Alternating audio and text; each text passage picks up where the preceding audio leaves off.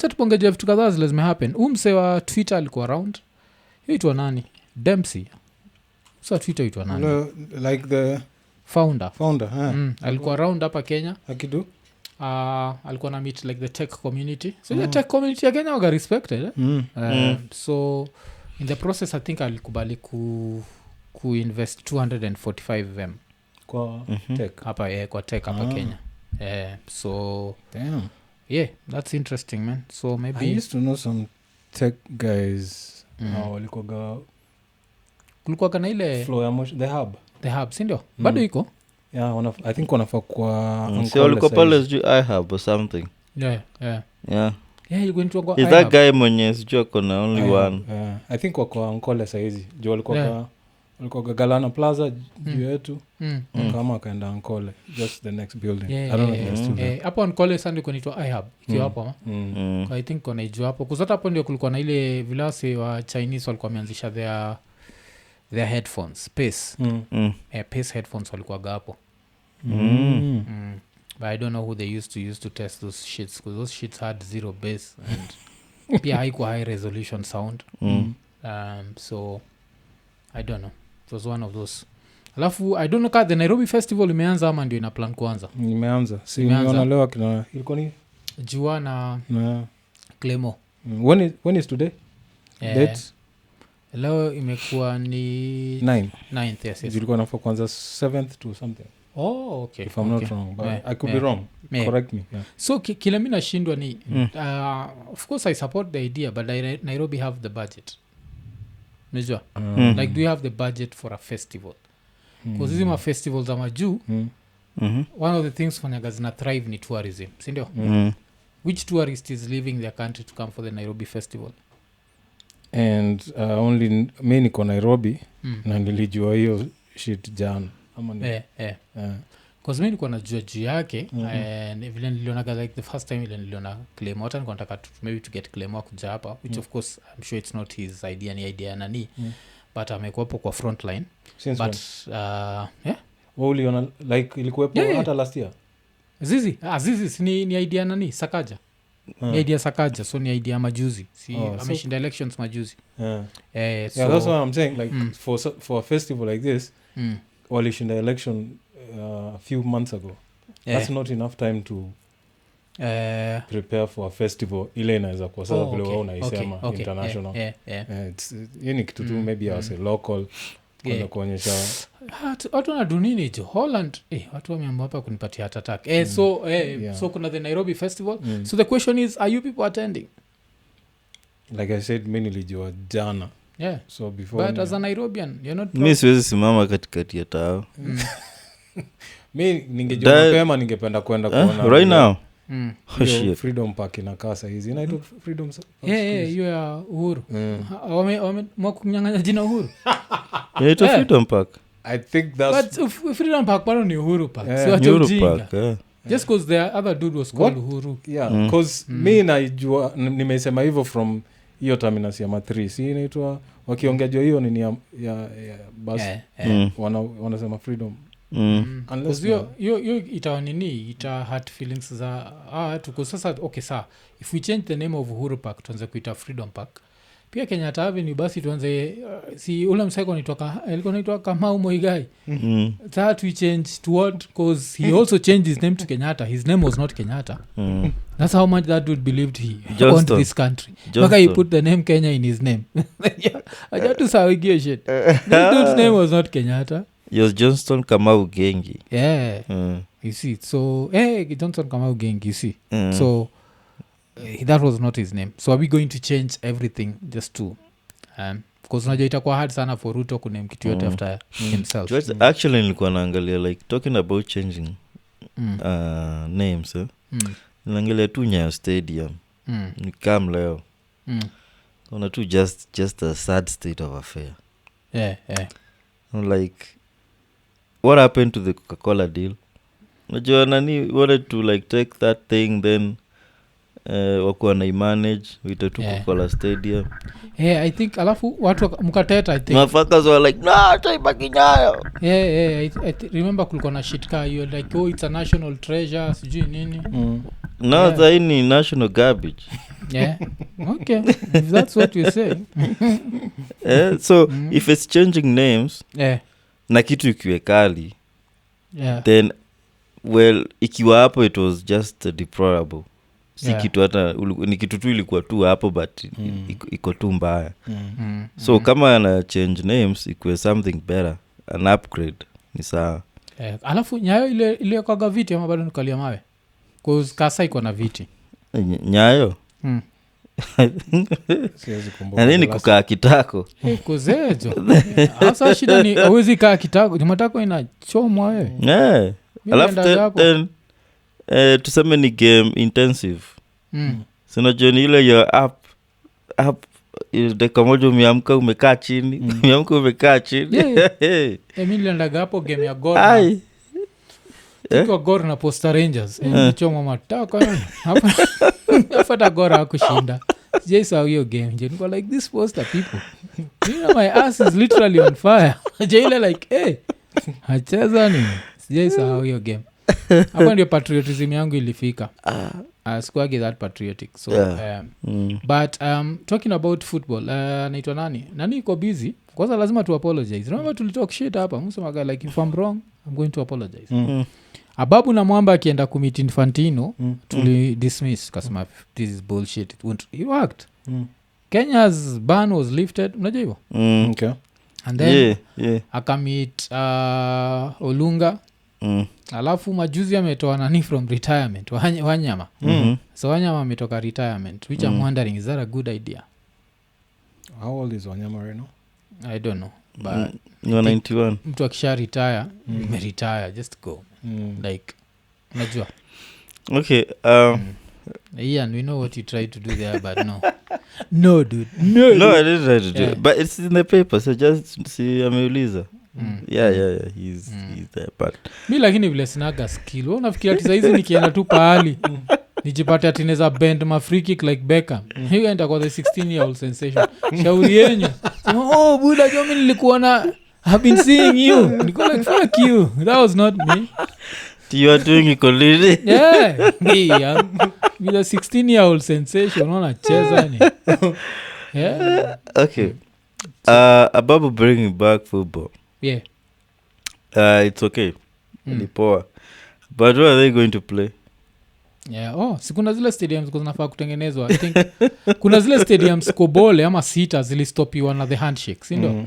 So I think now now that the handshake is gone and they are making it very clear they do not want anything to do with handshakes in this government. Now we can, I think we'll have our stadiums alafu ball itaendelea poa sana. I think in the next 2 years or so tutakuwa kwa hizi kombe. Me I'm thinking I'm just going to be me bado I'm just a critic wa whatever the government is trying to do with sports cause it's inhumane chenye ufanya cause hakuna mtu nanga shule to get kufunzwa talent yako ama kukimbia ama nini.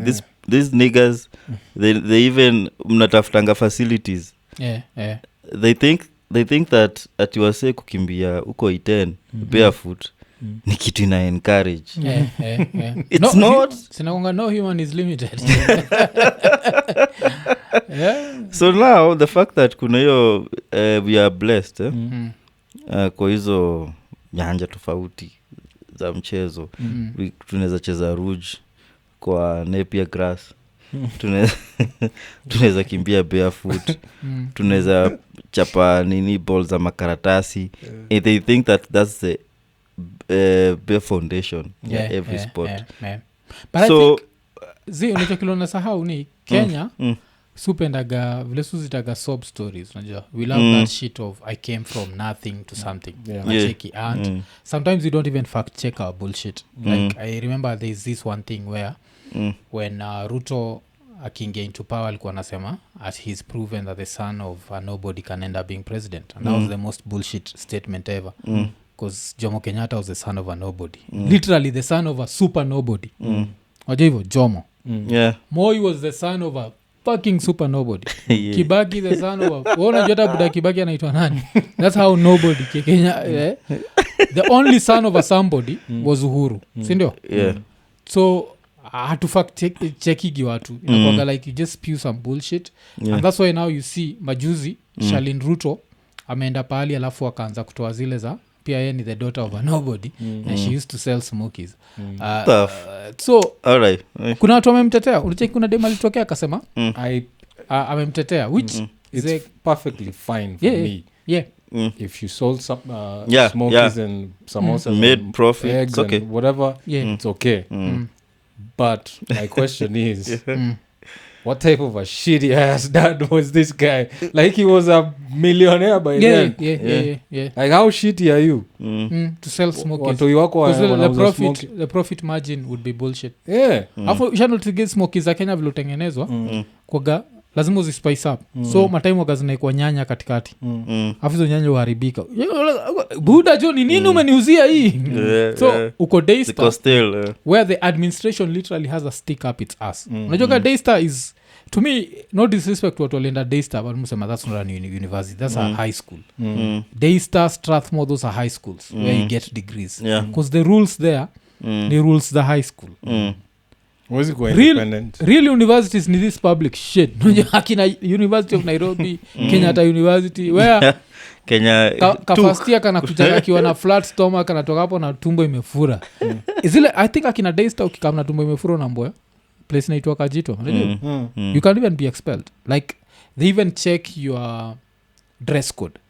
So if these people check your dress code, will they allow you to sell food? Yes, like I feel like from zucchini. Yeah, maybe but kuna dem alimtetea na vile dem alimtetea nilisema the exact same thing. I had this exact same reaction.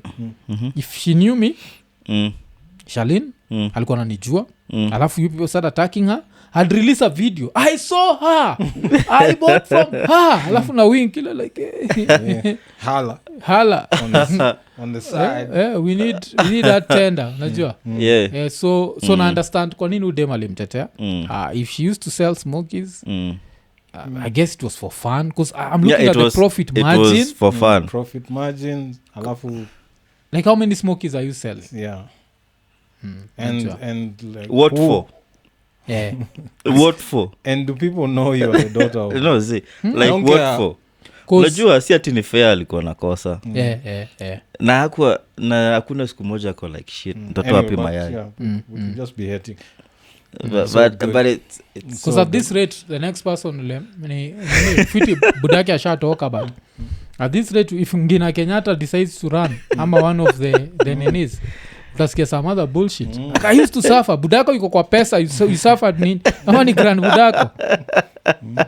You can just say hi grandpa alafu grandpa waves back because we never know. You see your grandpa has never been on money.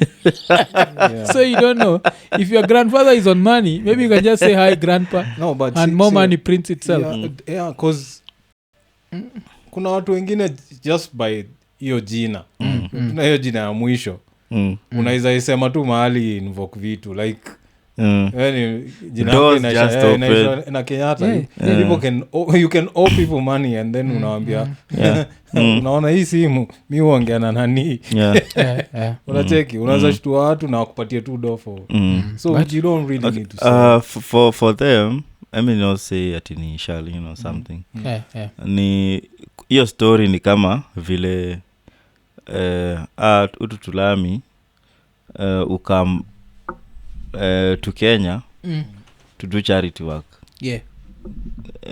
cause somehow itaongeza nini yake weight kwa CV ni watu wa charity then she goes back to her then she goes back to her normal life kwa CV just trying to relate unachikivile Maina anasema she actually didn't sell the mayai herself. Eti alikuwa ameemploy wase kadhaa kumuzia. Now the story is changing. Yeah, story ina change. Because unachikivile alienda pale kwa stage akasema rais kwa uanga. Kuna rais imechoka. But the craziest meme uliona? Kwa ile craziest meme ati every time she lies her hairline recedes enyewe tujo mko full of shit I don't take it there, mko guys. full of shit Nakon and we just reporting No, like, I'm, it's out there for us, yeah. Hey, For us, no, we're yeah. reporting. Yeah, But yeah. I'm just telling those guys. Don't take it there. Don't take it there. Msipeleke mbali hivyo. alafu Emmanuel Chelule anasema hujaona that nini la Ruto's son is a lawyer he still goes to court every day Ruto zizi lawyers in Kenya I think we've said it on Iko Nini lawyers in Kenya are some of the richest people so it's a very lucrative inaitwa industry and also if you are Ruto's son Yes, you're on some heavy retainers. yes you go Yeah. to a judge hapa Kenya does that judge want to be the one who like this present judiciary Yeah. this all cheki mpaka hii present judiciary imekuwa ikidu vitu za executive mpaka Ruto ilibidi ajitetee jo najua nimekuwa na judiciary for long jo lakini si wa influence like we all can see it like this like Uhuru anacheka mimi ni kitu nitashinda nikisema 50 times Uhuru is laughing this judiciary right now independence and that judiciary haziendani like every case against the executive inarushwa nje so saizi I think hata ama nini I don't think in the next 5 years any cabinet secretary is going to be suspended I don't think saizi we ni iba enda tuna gunia Gunia uipe. na alafu as long as ukiiba make sure umefunika sura na bible like CCTV kwa pale but umeshikilia bible ukiiba tu like that's you but I was holding the bible That's a holy thief. plus Jesus shall come back as a thief so Yeah. He's back and we are not even. so historia o mtoi kwa lawyer I think it's nini because anaweza end up akiwa rich because the next 5 years he starts his own practice Yeah. Just in the nick of time. he's going to be super rich so but that's so much pressure kwa mtoi wa nani watoi wa Gachagua what the fuck are they doing because if this one is a lawyer and this other one They're is gonna Ivanka Ivanka. Yeah. Inafaa kutokea this. kuna to sell mwenye sijui alikuwa sukuma anafanya wiki and nini. egg sandwiches. They're somewhere. They're In somewhere. a They're university somewhere. somewhere. pia anze kusema Yeah, like, badala ya Yenyewe- mayai yeye aseme mine was sukuma wiki zi anze tu sandwiches. kusel alafu anaweza tumia yake kumanilonda aja hivo anachukua tu ile hustler fund like as you can see I have the hustler fund Yeah. tena nanunua mayai 5 kesho mayai ni 15 the Twen- next day unyonaga mayai zikipakiwa kwa gari zinarudi because that is buying Franchise. yeah. Talking about hustler fund, I'm a proud recipient. Yeah. Mm. Ewe ni proud alafu nini kabla hata tusahau anaitwa nani Emmanuel Chelule anasema mtoi wa Rikiji ni doctor pale KNH okay.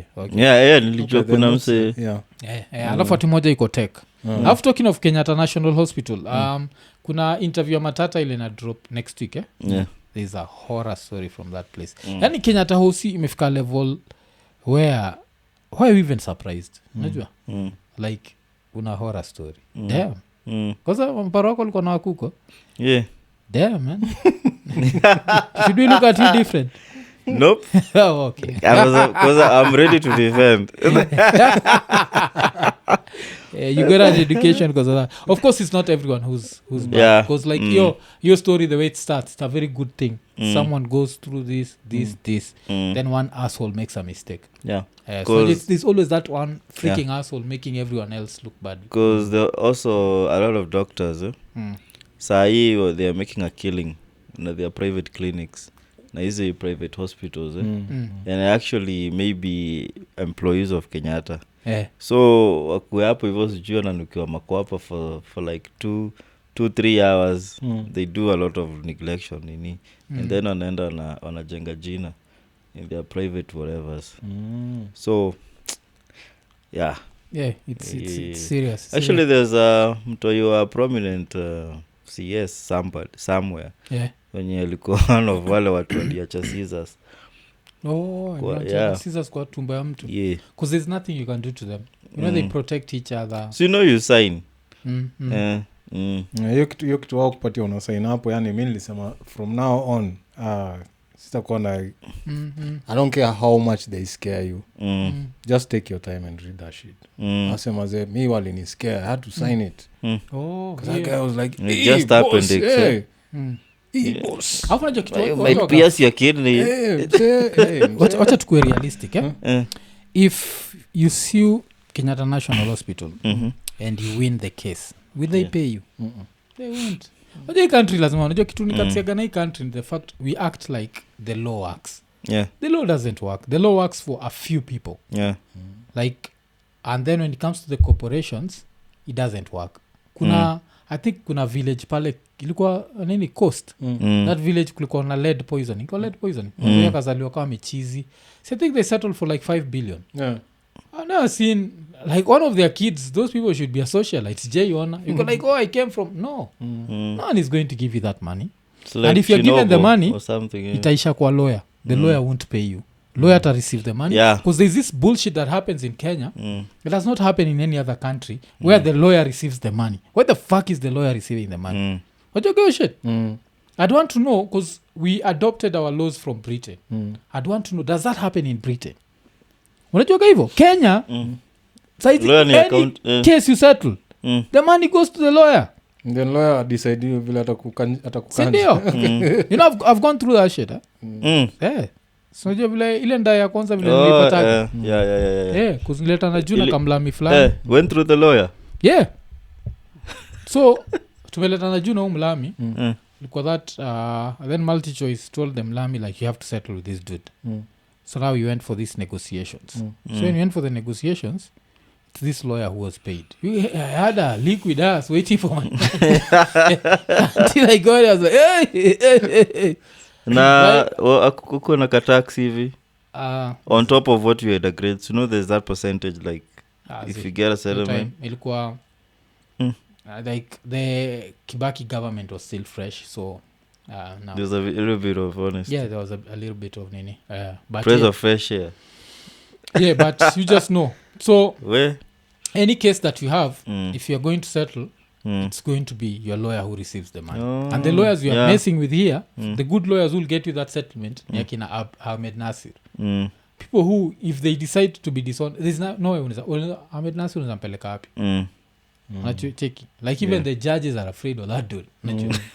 So unless you get someone honest, so if he's honest he's going to pay you.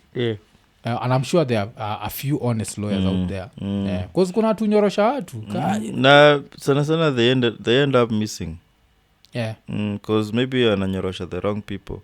I've had cases as in but 9 times out of 10 they harass watu wanyonge wanyonge mtenda wapi simtoko pale tafadhali Mungu tusaidie. Hata Mungu yuko bali like nasaidia nini? Hizi ni kesi za dunia. Wacha kesi za dunia. Give unto Caesar what belongs. Like if there's a settlement na nini. Anawaambia maneno yako bado nakushughulikia. Kuna kuagana hizo jo. Lawyer ni za kuzungusha. So kuna hiyo mimi kitu sijai understand. And you see if you tried to fight that, I think the judges themselves ukisema it does not make sense unajua you'd need one lawyer to go against like LSK. Hata niko sure lawyer hata anaweza kuwa nini disbad anaweza kuwa disbad but they are the ones who receive the money. So juaga tu like it's your lawyer utakuwa hapo like unajua hiyo siku mimi niliamka asubuhi polisi akanitandika risasi kwa matako sasa hizi niko na mikundu miwili nahitaji pesa unalipwa do alafu mikundu miwili bado unabaki hakuna do ya surgery unacheza na boy you're better than us.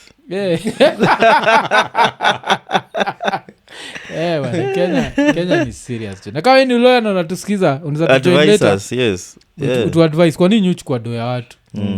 We are not kids, kila mtu apatiwe share yake unajua okay sasa we lawyer atachukua hii ni percentage yake, let it go directly to his account, wacha do yangu iende. Kama si hivyo you are the lawyer si ndio? You can sue me wacha ikue pale kwa contract like according to this if I withdraw like this percentage of my money without paying you then I'll serve 15 years in jail. Si ndio?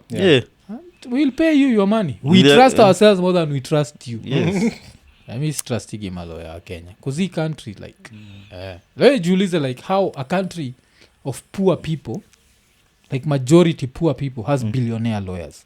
Like the amount of billionaire lawyers in this country makes no sense because ukienda jela you just see poor motherfuckers rich unajua like unashindwa sasa how did these people like unajua like hiyo equation I make sense kuna malawyer hapa Kenya wako richer than even lawyers in America na lawyers in America unasikia zile figures usemwa pale so it's ridiculous man so kuna hiyo ile ime happen but okay so tukitoka hapo tuende wapi what else has happened ule Britney Griner alikuwa released so after kuwa released kuna hii clip moja so kila sana nafaa kujua leo iko nini tuko nafaa kudo like some interview unajua so we had to set up wait that shit didn't happen I was super pissed cause hiyo asubuhi nilipata kuna link na Nelly nitumia Okeno kaniambia watch it so I started watching it but I could not watch it fully because we had to prepare for the nini so the small part nilicheki ni kuna kadem kamlami kalikuwa kamejam na huu Britney ni Britney ama ni Britney Griner whatever Griner kumejam ati apparently she's anti-American so you know what it means to be anti-American criticizing it for being racist blah blah blah so why are you releasing her in exchange of this ojele dude imereleasiwa ni dude arms dealer arms dealer so they walikuwa mejam ati and the releasing aka analyst kanatoa ati wamereleasiwa dude when ati Putin needs him ati ni Putin ni Putin nimezoea Putin mpaka nasema Putin so niko like that Putin dude does not give a fuck about this dude he just wanted to tell Americans fuck you just a fuck you to America hata hiyo raine za fika huko na idate I don't zapata ilikuwa don't take me back unajua like always Putin like that dude does not give 3 fucks alafu talking about giving 3 fucks if you're planning to go to Indonesia don't go why they banned sex before marriage what the fuck so now I don't know how you're what the actual fuck what the actual fuck Indonesia of all the other people so unajua I think inakwaga a Muslim country if I'm not wrong really it's a majority Asia inakwaga very tricky kikam to hizo manini but Indonesia I thought that Indonesia like you should let some things slide I don't know why they're letting a lot of things slide except penises sliding that one they say that's where they draw the line so you know so I guess hata country kama hiyo condoms zitaacha kuuzwa because how do you convince such people that condoms should be sold if sex is strictly just sex between before married couples the fuck alafu najua married dudes are there like I'm a product of sex before marriage alafu najua kilo mtu anasahau ni you are not a product of sex before marriage kwenda huko that's when you last ways you're like third born ama whatever you're not a first born ako married kwenda huko married according to white people shit married according to white people but they were married Africans kuja tuishi kuja tujenge familia okay marriages mob za Kenya watu decide wataishi dem akiget ball iko like oh shit nafaa tuishi so nakwambia wao walikuwa married but sasa unajua who surprised like for married men in Indonesia do you know how the news ilifika sex has been banned in Indonesia the married people are not fucking so I'm like hey. But at least now clarify this but at least I don't just to bed and I sleep think like hii kitu yenyewe ilikuwa banned I think nini tsunami was the worst thing to hit Indonesia but now this is worse this is way worse this dude needs to be shot bana Messi umeona hiyo pass like I don't like this country but damn what that's how do you do that to someone who calls himself a professional unachikibla sasa ameachwa like poleni Ethiopia tuna watch game hapa yani also damn na vile staki team iendelee siniambie jo the ghost of Maradona is going to bless this team Armando Armando yuko pale hiyo pass ilikuwa tamu sana tuko naongea juu hiyo so Indonesia hakuna sex hizi countries aniniwaga they're very interesting countries like I remember like one kitu moja nililearn juu ya Iran that I found to be very interesting so juu in Iran sex change ni legal najua yeah like kuna there's some dude somewhere called nini Hassan who woke up and said from today I want to be Fatuma and yeah sex change is legal and the reason is that the Ayatollah huko you follow strictly Islamic law so yosemaga as long as haiko kwa the Quran haijasema it's wrong then it's not wrong najua so of course dude za huko hakukuwa na surgery if you wanted to be a woman the best you could be was just wear your skirt and already that ile regalia inakuwaga skirtish so you didn't even need to come out of the closet so now when they were nini yao wakasema so hiyo inakuwaga legal so there are dudes who actually sex change there yeah but you sex change to do what now because because you want to live like a woman I think women would favor you know envy that sex change because you know they can't do shit huko can't drive like shit I wish I was a man alafu najua nini sujizo ma Arab by the Arab countries zinakuagana nini I think it would be the other way you'll be better the other way around right you can drive around I can't do shit fuck let me change to a man and start driving ama unakosewa na jamaa unamwambia wacha nikuje unaenda kamba keza Ahmed afu another thing ile kitu ingine pia ni sad na hiyo story ni if a dude is being turned into a chick so I'm thinking kama ni hizi maplace ka states you know they have to leave a small piece ile ya kutengeneza clit najua huko they don't because that shit is supposed to be cut off so hakuna hata hajaitengenezwa so just given some shit just skip this step hata nerves hata nerves haziwekwi enough no hard just feelings. a hole inakuwa tu just a hole yani inakuwa tricky sana so kuna hiyo of course ingine tushai mention the country with the most sex whatever surgeries inakuwaga it's not sex change but penile surgeries make a wild guess which country has the most dick enlargement I think Cuba yeah. So Cuba unapata like hata Cuba don't even pull out your dick nasema pull out Pro Max unacheza ni una pull out dick unapewa brochure to the nearest clinic but sasa shida ni those shits don't even work unajua ni tu silicone kwa ni kujibamba tu azikwangi just deal with nature nature ikikupatia kile imekupatia ndio just work with it just make lemonade nazo ulie just nini that man so you have that so hii game ikisha hivi jo nitasikia uchungu mi nataka Messi arudi nyumbani hicho mi sitaki kujua Argentina mliamua watu weusi waende wapi pia nyinyi muende kule I think ile kitu watu wengi wanatamani happen ni Argentina Portugal Cristiano atakuwa kwa bench siwateka Cristiano kwa bench mazi wanamkosea heshima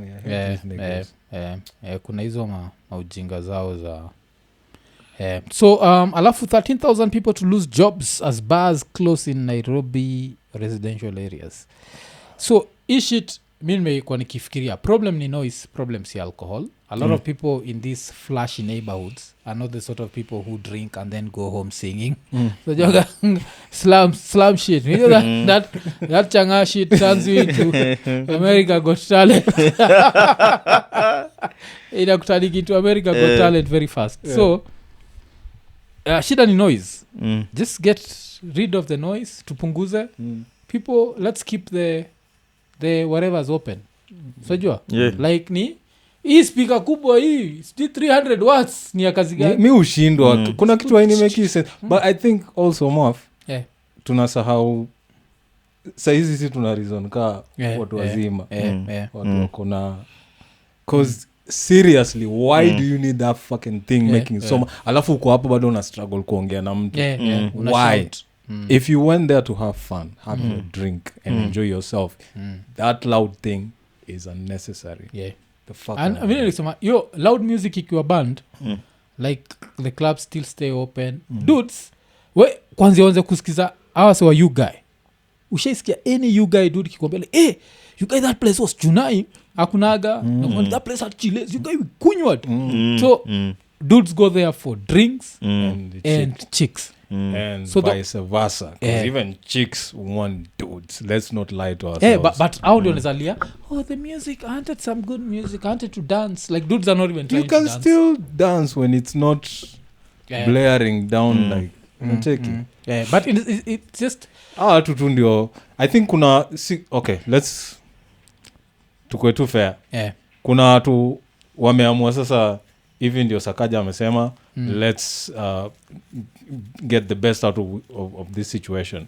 Juu kuna makara wanaishia kwa clubs, unaona wakiwalk out na TVs like nigga, so ulichekizo picha watu wameraid club and then you are seeing cops walking out with TVs. Why? Kuna hizo upumbavu unacheki so both sides kuna vitu zinafaa kuangaliwa on both sides. Clubs zinafaa kujua okay fine, tumeambiwa hatufai kuwa na loud music, just turn it down even for 2 weeks and see kawa watu wataongezeka ama watapungua. Wakipungua, look for a plan B, go open your club somewhere else. But you have to try something before muwe mna hii game ya kukimbizana. It's not hizi stories za kanjo tao mnakimbishwa hivi alafu jioni mnarudisha nguo tena hivi. Just do something permanent, try it out. Nimeona paka wasa wame experiment na zile silent disco. Why? You look like fucking dragonflies. A bunch of dragonflies. Tunachekizia wakazina lights red and green. Fireflies. I'm just seeing a bunch of fireflies. It's ridiculous. So ni hivyo tuminde nasema number one, the number one solution would be just low volume music. Icheze tu. Let's play with the lights zikuwe dima because most people are trying to get laid. Even the dumbest lights zikuwe dima. So watu wataepa na bill sindiweze kurispa zi bill pia tuko rada tactics and we can't do things the way they were done in the 70s and kama grandmother yako alikatiwa na loud music wewe mwenyewe wefai demo fai katiwa na historia siji kuwepa na bill kwani do you have to wait till the end of the nini to pay. So saizi ni kuna ni M-PESA. Get your drink and pay for it immediately. Plus lipa before kuongea, lipa before get your shit. If you want 3 beers, pay for 3 beers, go sit down and drink. See tena mi watu wanafanya kuna vile yani like ile capacity ya kufikiria inakuwa limited. Ile kitu nilikuwa na support Sakaja nayo ni space. Because a lot of these joints hazinanga nini space ya kutosha. Yes. Kwa barabara hiyo iishe bana. You can't even enjoy a drink, uko paranoid. Me wacha nisikudanganye. If it was me doing that type of business na najua hii business iko flourishing na sina parking, I would come up with an idea. Na get tu hizi mandai zinabebanga matourist hapa mbili permanently zinakuaga hapo za kupeleka watu wale wase wa 3 am naambia tu nawapatia paka time wale watu wa 3 am to 4 something kuna transport hapa hivi. Nishachapi ile story ya the smartest thief nishaisoma about hapa Kenya.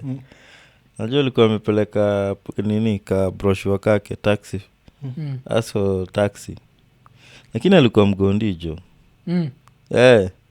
Sasa ukilewa unaenda unapiga simu anakujia nakupeleka kwa chuo fulani anakutoa how makes you forget the number. As in umse alikuwa naitwa from his sleep kukamgibia watu na anakuuliza uko wapi na mshomi niko hii place sana kama unamwambia usikae akifika anakuita na unaishia na unaambia mabeshte wako tuonane mimi naenda kuibiwa. alafu unaenda pale una alafu nini asante sana tu self-made for the super chat kufungulia mlango wazi hii super chat yake ni ile ya bado katikati ya show ya kufungua ni nini ya baadaye blessed anazusha vile na stress hiyo story ya kwani inadanganya where is the lie hiyo kitu usemoje where is the lie kuna time Rapture amesema ameenda nini ameenda pussy hunting kwa club akapata pia madema kwa pussy hunting competition he was stressed kuna dema I don't do dicks dude nasema ilienda kwa choo alafu ikaenda home like depressed compete na mademi come to everyone is hunting for pussy no actually pia entertainment scene imechange sana yeah like I keep saying you know I keep forgetting that I was born in the 1900s you know we are old like that cuz nakumbuka kitambo nikisikia mtu ati alizaliwa hata yo 1800 kwa sababu mtu alizaliwa kitambo so these kids born in 2000 wakisikia tu 19 wako like hey you existed 19 20th century 20th century my friend our kid wana rave sahi they don't know who Isa is yeah cuz nini but nilikuwa nasema unajua anything that you don't have to explain to your grandmother its time has passed unajua vile lakini grandmother unajua ilikuwa Friday and tukaenda out ni nini unajua tulienda kwa club mlienda disco this shit is old cuz unajua ukiambia tu grandma wako like you know nilifungua Zoom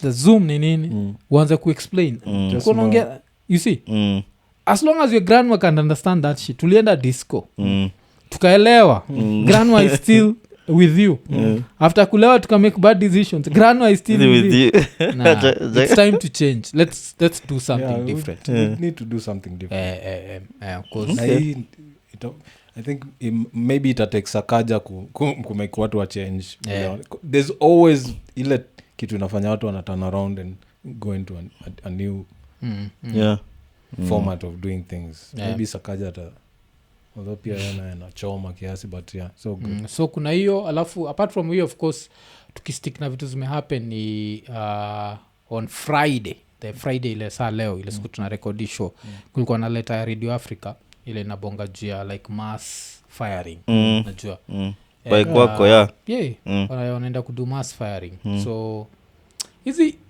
hii traditional media ni tricky cause ushaonaga kitu unajua like this is going to affect some people you know but you actually understand why it's happening cause we are not innovators so it's not like ati Kenya ime come up with some new Fortune 500 companies unajua kile sahau ni place kama US at some point hakukuwa na Google so every time unaona like a Google Pixel ad kwa TV that shit never existed at some point Facebook never existed since Yesu wazaliwe tumekuwa tukiadvise Coca-Cola, Fanta Safaricom ikakami Safaricom like there are no new advertisers coming on board and if they are there ni very small ni wala whatever hardware na hiyo hardware imekaa mtu ingine ili dead so ile ingine cha kuadvertise ndio ikakam so since sima innovators inamaanisha ile pie ya advertisers it's getting smaller you see because right now kuna some dude in States ama some dude in Korea coming up with some shit that's never been done before and this shit will end up being advertised you see so that advertising pie will always be big so Kenya now you can try and imagine Safaricom kitambo they used to take all their budget spend it on gazeti TV radio but now internet came now naulizwa ushaipatana na mtu unaambwa mtu soma news kwa TV uko like mi sijaisoma news mi news presenters najua ni Catherine Kasavuli najua mseka Mark Masai cause he was there najua Ben Kitili najua Rashid Abdallah, you see at least unajua lakini I'm talking about people who've been there for like 10 years. If you tell me some dude who was employed last year, I'm like, huh? Yeah. After the dude will take it disrespectful. It's not disrespectful. I just don't watch the shit. Yeah, like the days of these people being superheroes iliisha. And then shida ilikam ni back in the days hatuko tunaona hata ma presenter na ball. Nakumbuka there was that time. Like uliona Catherine Kasavuli na ball. Lakini afu kakami even hata wacha hivyo even outside the studio. Yeah. So niko najua naishingi huko. So even that time uko na wetiki uko tu huwa anasomanga tu news afanyagi ngono. Then tukakamia time nyingine uko like leo Lilian Muli ball, kesho Janet Bogo ball, kesho mwingine Ngoiri ball. Like hatu ni watu wa kawaida tu kasisi. So your mystery ikaisha. Like I know they are humans and they did everything that we do. But it was that they were that mysterious. Yeah. And that mystery used to turn them into superstars. Right now that superstar thing unacheki enough they had the latest news. Wajua unaweza kupatana na Ngoiri kwa kona fulani unafikiria nini nenda kudu saizi you even know more than like oh shit I know more than you like sahi watu wajaba akona breaking news. Kuna dudes kama kina Hamisi Demo yani mpaka afro ilikuwa inaenda tu ngulamu mwaviro they had the news. So right now like it's time for new media to adjust. And I don't know how they're going to adjust because them everyone's excuse ni people in the rural areas, people in the rural hunacheza because a lot of things are going to change to your technology. Juu nasema okay sorry to cut you like leo nilikuwa naenda some ordination event na tulikuwa naenda na madhe but we weren't sure kama event imeanza. Mind you this is a 60-year-old. Akaniambia like maybe sijui kama alikuwa amepost kitu to watch. So she goes kwa nini kwa phone yake alikuwa ametumiwa link. Taps on the link na anaanza kuwatch nini. Anaanza kufollow event live. Na unajua kwetu is like ochaisha. Na like maybe 10 or 60 people are trying to do the same thing chenye anafanya. So midi kisema sijui rural nini most people squeeze wako na smartphones. So kuna hiyo shit na kuinterrupt for a split second uendelee. Kuna mseleo ameshare hiyo like out of the hustler fund 51% wame do through normal phones alafu 49% through smartphones. So like what is all this thing about smartphones spreading? Motherfucker, it's 49%. Yes. At some level smartphone was 0%. It was 0. Then it was 1%. It's at 49. By the time Ruto anamaliza itakuwa 60. Alafu before ujue watu wanacheza. Alafu unapata hawa wale wana consume that old content are older people because people always forget they are old people who don't mess with smart shit. But these young motherfuckers they are making a majority of that 49% and they're the future. And they don't even know what a newspaper is. No, I'm just trying to say like information is power. Na the more say wanaenda wakiget hizi gadgets na nini the more they're being informed. And when they have the power sasa a powerful media house ni nini. Because kumbuka hata tukigo back I remember like 2010 World Cup ya South Africa. The options of watching that shit were A, Supersport, B, Supersport, C, Supersport. 2014 I 3D think. HD. 2014 was the same. A, Supersport, B, Supersport, C. 2018 A, Supersport, B, BBC, C, ITV, D, what? Saizi everywhere you turn. Afu ni 4K. You can even see yani tumeona Messi's pass even before. We could read his pass. Unga tukiwatch watch a game ya Croatian this dude. And we saw that goal. Unga the equalizer. Like oh shit we are going to penalties. Hata before ingia because it's in for you can even see the pass. Like hey unaona kila mtu yuko nervous uko. So it's lazima watu wajue like times zimechange. Na ndio kitu aga hard kama hizo makampuni saizi they are going to fire all these people and they are going to keep the same old motherfuckers at the helm. Unajua hivyo? Those motherfuckers who've been working there for 30 years are going to be kept. cause itakuwa like you know what, and those are the guys fighting change. Yeah. They can turn this thing around. Hao ndio ukakaa chini unajua hao ndio ukakaa chini utapata wamekaa chini pale uko like Mungai Eve is not a journalist. Yeah. You write for Pulse magazine. Pulse magazine is the shit. What the fuck is in Pulse magazine? The biggest. Unaona hiyo Pulse magazine? Like hii Pulse magazine ya Standard ilikaa ikapitwa na some Pulse ya Nigeria. Unajua this Pulse shit ya Kenya, it's not an original Kenyan company. The basis of this Pulse ya Kenya ni Nigeria. So this Pulse Kenya is part of some inaitwa ni franchise ama whatever Conglomerate. yeah that shit yeah it's part of your conglomerate yeah. So why isn't Pulse ununga kitambo ilikuwaga buda jo umecheki Pulse maka kulikuwaga even mpaka na two models remember now like where like if you appeared on Pulse like where you're the shit. My family had a picture of me in TZ kwa Pulse so unaona yani that's how much Pulse was the shit. It was the shit. How they didn't evolve and become an online thing. YouTube wewe unataka kuniambia wangeingia YouTube hiyo kitambo and get their 2-3 views and be the izima interviews zote walidu zingekuwa right now on video. You understand like so you can't blame people. It's these old school motherfuckers and they're going to maintain them. They're going to fire mostly young people. So utaona it's going to be the same shit. Mimi uniambia gazeti ni ya kupanguza rasa. Mimi sijui kazi yote ya gazeti. Na si hata kupanguza rasa Nairobi. Because Nairobi itaklog cho. Ni ocha. Na ocha pia utashindwa nitumie leaves. Zile ni biodegradable ama nitumie hii gazeti. Unajua pia unakuwa inakuanga like uko green. You go green in the bush. Like you're trying to fight climate change. There is no reason to buy a newspaper. At the same time you're trying to be careful. Usichune mawashawasha. Ukichuna mawashawasha. You wipe your ass with the shit. Toka hapo ukiimba jo. Weza chapa some American Got Talent shit. So it's really sad. I don't know what's going to happen. So mimi naweza sema tu that Bomale shit, many people will have to suffer. But sasa instead of dying, many people will have to cry. Don't ask me why. There's a natural mystic. No natural mystic inaitwa things technology. Are not always the way they used to be. Yeah man, that Bob Marley shit.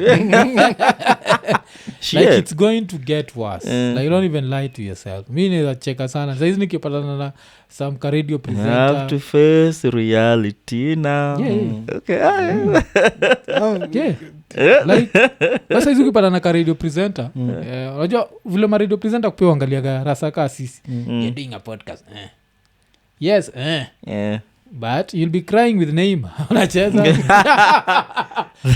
hizo jo tunaangalia Neymar kwa screen akilia watalia na Neymar jo usicheza it's changing bana. It's changing. Technology is scary. The same thing I think tulisema tukiwa ilikuwa ni show na Big Fish tulikuwa tunasema like right now even according to mimi I've always said one thing.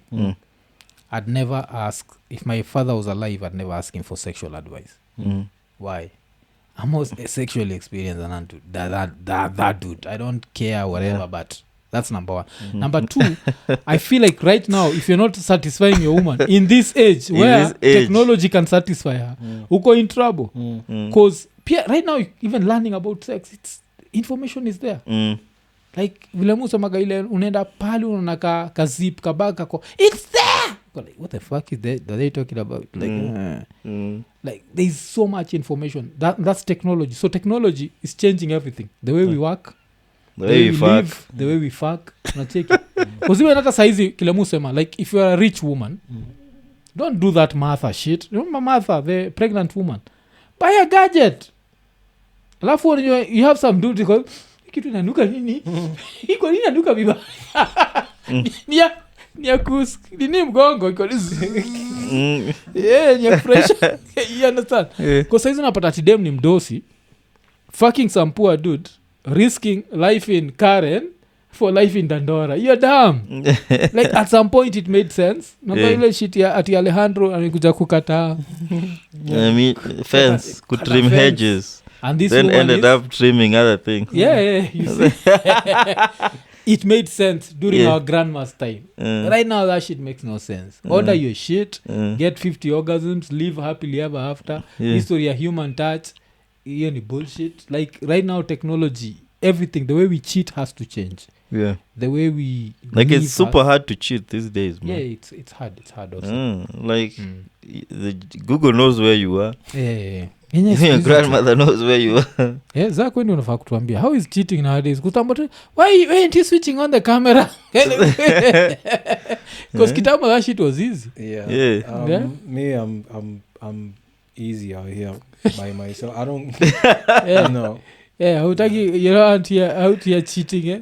Looking for venereal. I'm 46 years old. I was born in the 1900s. I've had all my fun. Yeah. Right now, I'm just chilling. This guy right in the 1900s. 1900.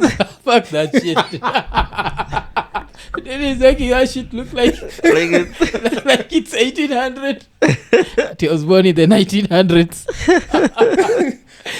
See, stress me. Utaki hiyo nini but enye pole kwa the dudes zapata kwanza dem na ku advice like okay, so you want to take 5 MB, just take 10. 10 you can be able to stream games. Hey, okay, then video call krong, switch on, where are you? I'm in the house, krong. Let me see where you are. There are a bunch of niggas I know. Yeah, Wenye one of them aliendanga in their alipeleka bash ocha kwake and then alibeba to minjis. So now cause his house ni the same compound na the mom but sasa the mom aliona wakiingia, so the mom anapigia mawife zao namwambia kwani leo wenye mlileta hapa hata ajui kufuliza moto, naona wanahangaika kule. Oh shit, I know. Send a video call. Yeah. You get whatever happen next. Shit. We are living in different times. Yeah, So hard. Times ni tofauti. Just and embrace them. I mean, I feel like just embrace. Musamaga like I'm actually lucky. Mufil nika tuko lucky. Cause vile tumetoka kusema sisi tuli come at a very interesting time when science ilikuwa inaanza ku advance, sindio? So that means tulikuwa at the beginning of the internet when you could actually use the internet to cheat. There were no screenshots. Yeah. Kumka, by the time naneko nachapa ma screenshots zikipostiwa everywhere. DNG. I just retired like a few months earlier. I was like, oh shit, I'm free. Dude, like mi saizi mtu akipiga screenshot yangu onyesha date. Onyesha hapo 2012. I was like, so yata kuna voice record. Kuna like voice record. There's so much to incriminate you. There's so much to whatever. So si tulipataga that sweet spot because even that time, because of technology, it was easier to cheat. That time was perfect. That was before the Ubers and the what. So you had to literally go for the girl. So if the girl told you, kuna ile time ilipokuwa inapita unasema huyu akuji, wacha ni saa hizi jojo ya Uber, utasema huyu akuji. Then at 1 AM twing, oh shit, alafu mwingine yuko inakuwa ni. So I think kulikuwa na hiyo sweet spot ya science and old and nini darkness zilikuwa zina nini kwa saizi ni tricky bana, but saizi pia advantage ingine ulichekizi like kuna new stats za HIV ni HIV kwa the rise it's on the rise. I think I have a theory but I will be crucified for it. So good. Kuna hizi vitu nimekuwa nikisikia sijui vaccination kuna sijui nini all this shit zinafanya watu wanakuwa reckless sasa. Yes, you ni kweli. Kwa watu wanakuwa reckless because now they know at least there's a vaccine or ama mtu you have like the kits mnajipima before kids watu wanajipimi. I don't think watu wanajipimi. Unacheki so unapata kuna wase ndio wako nayo but they've been taking their meds so maybe it might not show now but in a few months mtajipata mko listen man, like I said I know yeah that is ina make sense yeah watu wanaishi reckless me think they're not even using those kits I think ni ile tu unajua kitambo used it pia on one girl 2 girls go like gosh shit this is kitambo pia nakungazi kitambo pia ilikuwaga like I don't watch enough TV but when's the last time uliona like these influencers waki-advertise condoms? yeah that's the other have you seen? yeah No. one is Cause actually the last one was nameless yeah sindio cause that's what it's come to yeah like cause kitambo sisi ilikuwaga umekaa tu hapa unakula ugali yako kola achana na mpango wa kando oh, shit.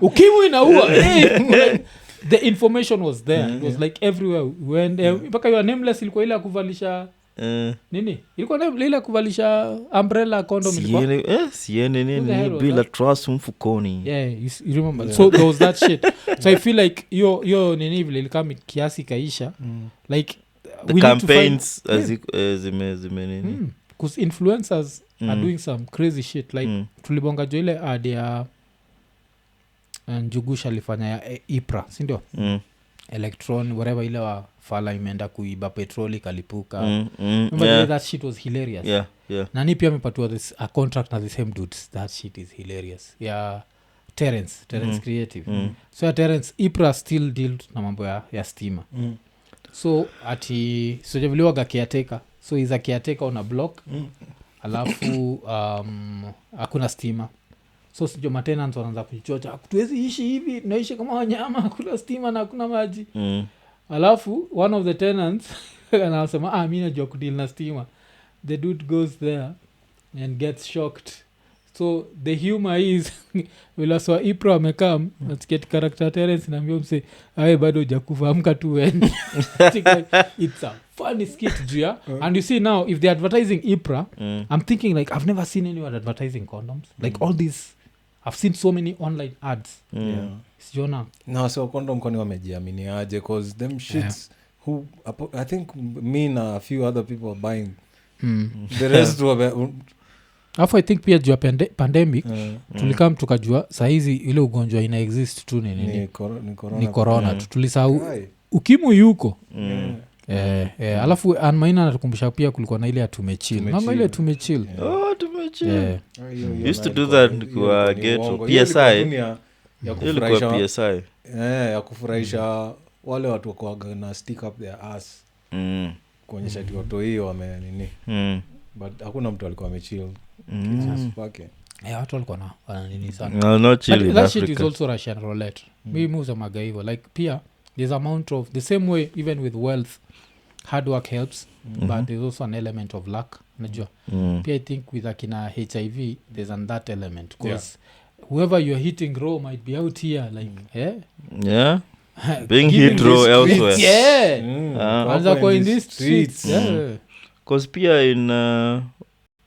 in couples cause I think ina spread sana ina spread sana kwa mayouth ilishangaa sana but pia new couples pia si wako kwa nini kwa those hiyo bracket I think what's happening unajua most couples you are based on trust saa hii pia the same way tunasema it's harder to cheat siku hizi it's easier to cheat apart from nini hatutasema nani but majuzi tumemit mse fulani alikuwa like hey you guy Tinder in Kenya is popping you guy kuna dude ilikuwa inatuambia hivyo Tinder in Kenya is popping sasa wanasema ati wana nini watu wako accessible in alphabetical order alafu msako like anatuambia uko peace ngavile msako anatuambia ati kishamalizana na dem atunaambia dem ati it's time to go atulema anakuambia unataka kuingia shift nyingine that means the guy knows like damn man this is high to all the old school women asanteni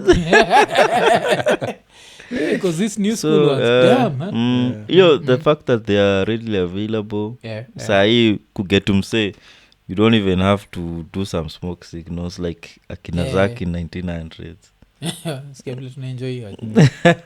Yeah, I've accepted it.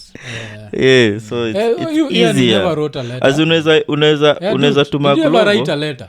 Yes, I did. Oh, okay. Cheza. Dear who? Kunaandika hizo dia. Ilirudishwa na no scrubs yani. Yeah. You remember Ama your jua favorite. kuna kitu mbaya ka Deads. dem pia amesota akikuandikia no scrubs. You're like, which passenger side? We both have never sat on a passenger side of our best friend's ride. Our best friend is also walking. Best friend. So there's that, man. Jeez. Eh, So, but- yeah. Kulikuwa na hiyo period ile cheating was sweet. And then right now cheating is Hata places sahi hata right now you don't facilities. even, I think ile time yetu ilikuwa cheating because you needed that one girl Yeah, so that you could get constant supply. Si ndio? exactly. But right now you don't even need that one girl. You just need to be on Tinder. Sahi naweza toka hapa, I go check in an Airbnb and just nipange schedule. Yeah. Kitambo hata keja Yeah. keja kutwanga de kuna Ilikuwa ni kosa. shida. Yeah. Right now you can just Sahi ni mob. Mob. Yeah. Yeah. Airbnb. Yeah, vitu zimechange. Yeah, na most of the Airbnbs are all about fucking. Yeah. But Yeah. this one is advice, like if you're a married dude and you want to stop cheating, just give your kid the phone. That kid uses twice. You block every hood rat who Like can who? send a bad message. And then before you know it, you're cured from that disease. Because you know it's a disease. You're cleansed. Yeah, you're cleansed. And you just live your life now uko free. Because unajua pia musamaga like one of the only good things about not cheating waga mi saizi nikiamba tu like watu wanatoa damu pale kwa toeni damu nataka lita ngapi nataka sita mtaniua lakini naja but ile time ingine shit kwa nenda VCT jo na tetni unajua ku tetni dude hiyo shit Utatemeka. Yeah, this dude gonna cheka ati vile kijaka wagana Nimeicrack. Yeah, so uko naingia VCT kama the last time nilienda alafu najua vile ilikuwa hard you can't go to a VCT in your area so No, you have to book a trip. yeah Umeingia So, Guardian Express. mi kuwa naishiaga nilikuwa naishi Ngara so nilikuwa naendaga VCT fulani iko nini masaid za Isich